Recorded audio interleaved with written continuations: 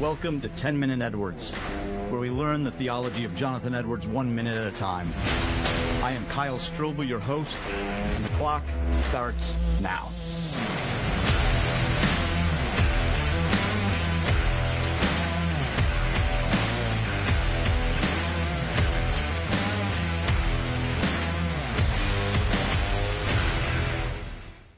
Welcome back to this episode of 10-Minute Edwards.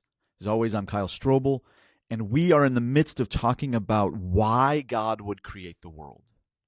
Right? If God is infinitely glorious in himself, if he's fullness and happiness, why bother creating it all? And the answer that is passed down to us, it's passed down to Edwards, and he picks up and runs with it, is that God creates for his own glory.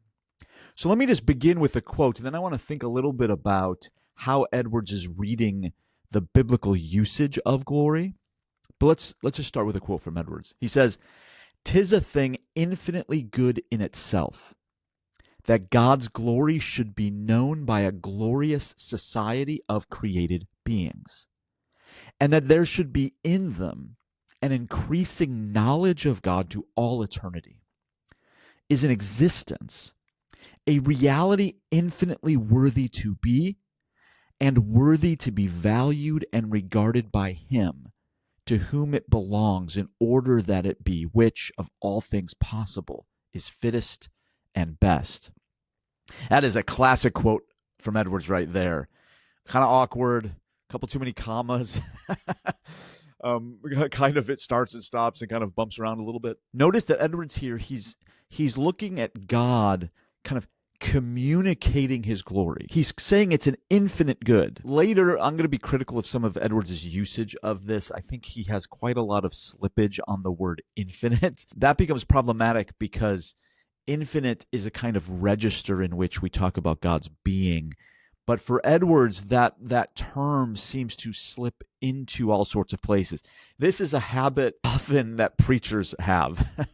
I say that as a preacher, where sometimes you have kind of conceptual slippage because it often has rhetorical value. But nonetheless, Edwards is talking about God's glory and God's glory being known by a society of created beings. And that this has everything to do with knowing God, right? Notice he says actually explicitly there should be an increasing knowledge of God to all eternity. So there's going to be an eternal increase of the knowledge of God. But of course, as we'll see when we talk about religious affection, not all knowledge of God is created equal. There is speculative knowledge of God, which we might think of as demonic knowledge of God, following the book of James. This is a speculative knowledge, Edwards would say. But then there's an affectionate knowledge of God, which is an integration of the person and their rationality, their mind and heart and will, to kind of the heart being the kind of integrating center of the person, to receive from God who knows himself in an affectionate manner, and by our participation in that knowledge, to kind of embrace this life with God and to emanate back to him religious affection. And so when we think about glory, I want to turn to how Edwards kind of talks about this. Because Edwards says, when he looks at how glory is used, and he's looking at the Hebrew word kavod and the Greek word doxa here, and he says there's three ways these terms are used. He says, first, the terms are used to signify what is internal, what is within the being or person, or what is inherent in the subject. So when we talk about God being glorious, we're first and foremost talking about something that is true of himself, internal to himself.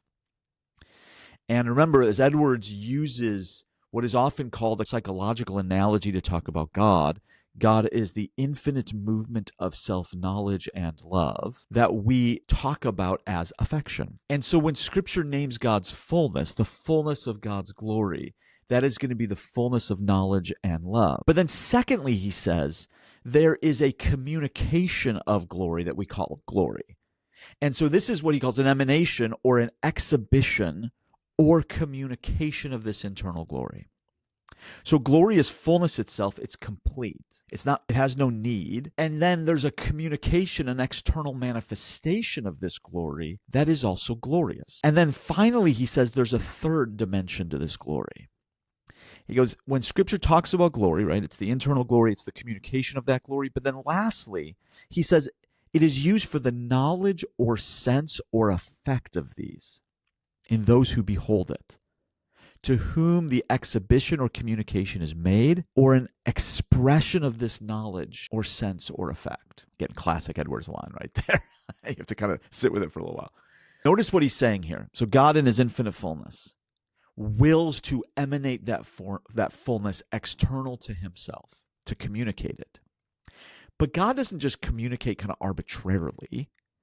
God communicates his fullness to be known and received and emanated back. This is that if you want a passage for this, think of 2 Corinthians 3, when we're talking about reflecting the glory of the Lord.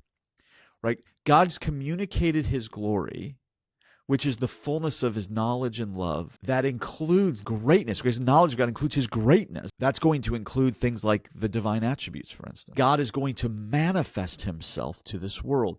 When we get to the doctrine of the atonement, one of the things we'll see is Edwards going to talk about the atonement in such a way that all of God's attributes are put in balance. And God is going to manifest his wisdom to the world and manifest his beauty to the world in who he is and how he atones. And so Edwards is going to be very interested in how God manifests himself and his glory in the world, because that glory is going to be reflected back to God, because it's not just kind of communicated for no reason. God communicates his glory for certain purposes, and he communicates his glory ultimately to be glorified in himself in and through his creature. Now, sometimes that's going to have a kind of a natural thing. So we might talk about natural beauty in the world as having a kind of glory to it, right? It kind of manifests God, right? Creation pours forth speech. But the highest manifestation of God's creation, which are human persons, it's in them he's going to be most fully glorified as they receive his knowledge and love and emanate back his knowledge and love. And so in redemption in particular, we're going to see the highest dynamic of God's glory being manifested, at least God's glory being manifested on the creaturely side of things. Of course, God's glory in its highest manifestation in his inner life. And so Edwards puts it like this. He says, the exhibition of glory is to the view of beholders. Right? So God exhibits his glory to the view of beholders. Right? So when we think about our human personhood, we were created to become a beholder of beauty. He says, the manifestation of glory, the emanation or effulgence of brightness, has relation to the eye. Light or brightness is a quality that has relation to the sense of seeing. We see the luminary by its light, and knowledge is often expressed in Scripture by light. See, the image of light in Scripture is addressing that internal fullness of God that bursts forth. It doesn't leak, right? It's willed. God's not just kind of emanating kind of uncontrollably. He's willing that light to be manifested. But God shines his light in the darkness so that we would become illumined.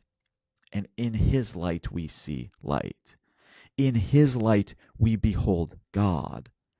And we receive his glory, and we emanate his glory as we are being transformed from one degree of glory to another.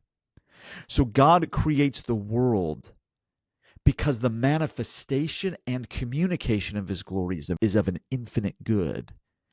And the communication of that glory back to him is of infinite good, such that in choosing to be glorified by his creatures, as Edwards will say, it is as though Jesus Christ were incomplete without her, that is his church. He chooses to send his glory forth and to include in his glory his creatures who communicate that glory back to him. Not because he needs it, he has no need, but because in his infinite goodness, he communicates his goodness to his own.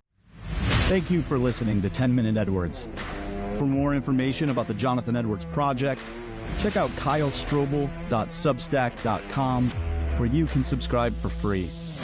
All paid subscribers also have access to long-form content on Edwards, Reformed theology and spirituality, and the evangelical spiritual theology tradition that has a word-centered, spirit-empowered, full-life spirituality.